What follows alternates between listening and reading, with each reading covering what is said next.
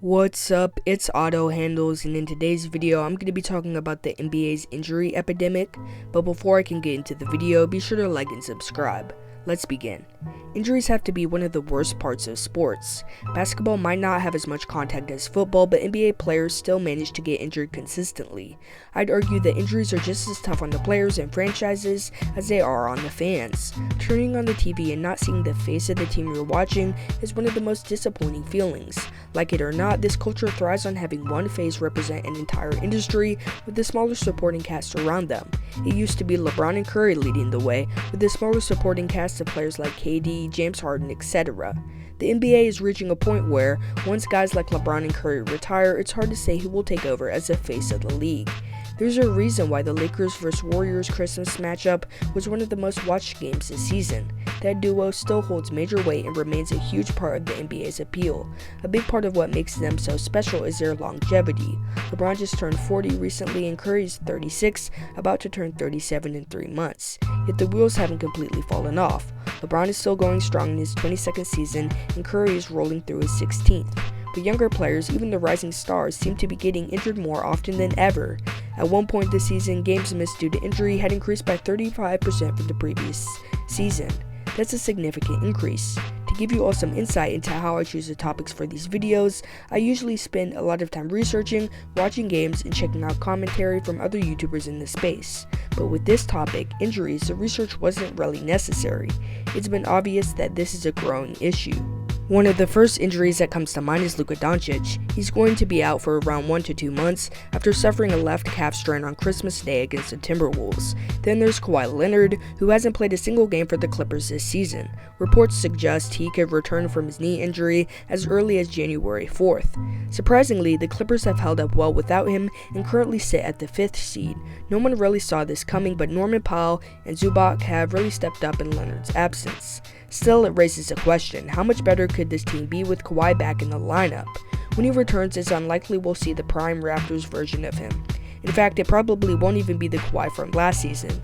He'll start slow, and it may take time for him to find his rhythm. Even when he does come back, I don't think the team will immediately revolve around him.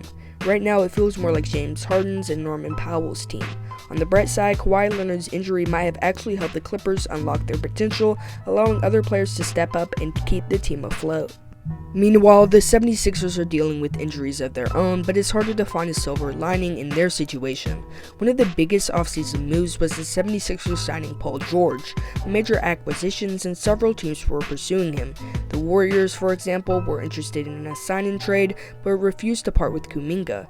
The 76ers, on the other hand, were willing to make significant sacrifices, clearing salary space to secure PG with a massive contract. When I break down the specifics of Paul George's contract, it's going to blow your mind.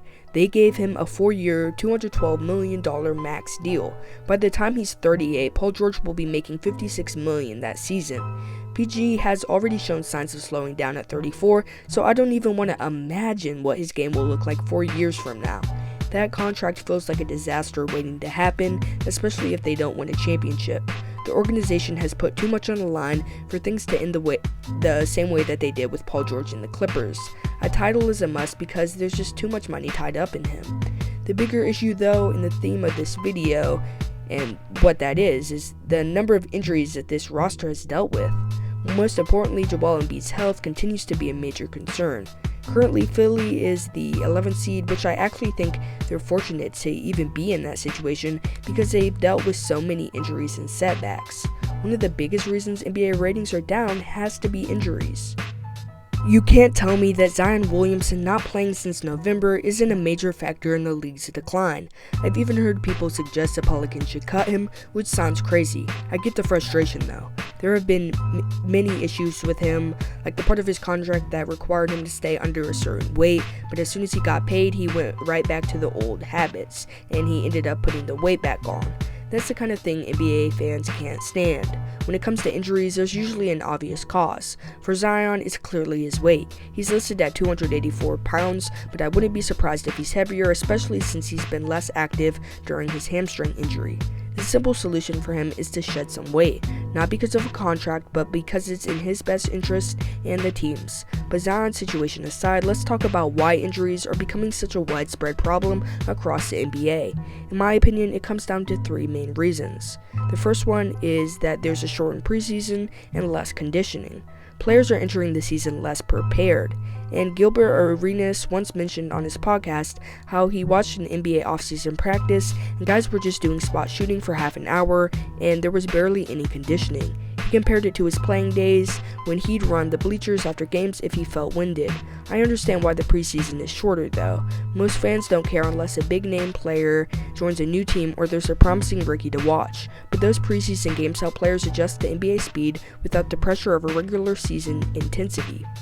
Now, the second reason, I think, is the pace of the game. Today's NBA is faster than ever. Take Zion, for example. I'm sure there have been heavy players in the league before, but they didn't have a 40-inch vertical or make the explosive moves Zion does. The combination of his weight and athleticism puts immense strain on his joints, leading to awkward landings and frequent injuries. Now, the third reason I think that there have been so many injuries is AAU culture. Young players are entering the league already worn down. AAU has kids playing 4 to 5 games in a single weekend, which takes a lot of wear and tear on their bodies. You see players on these circuits already wearing knee bands and dealing with tendonitis. It's the opposite in Europe, where developing players focus more on skill work than constant games. That's why European prospects often enter the league with refined skills and less wear and tear. One more reason that just came to mind, the 82-game season. Rookies are coming from college seasons that last around 35 to 40 games, and suddenly they're thrown into an NBA schedule that's double the length with even greater physical demands. It's a recipe for disaster. The NBA needs to get ahead of this injury crisis. I could list more reasons, but unless the league addresses the issue, it won't make much of a difference. But what do you think? Are AAU culture and the shorter preseason valid reasons for all these injuries? Tell me in the comment section below. Until next time, peace.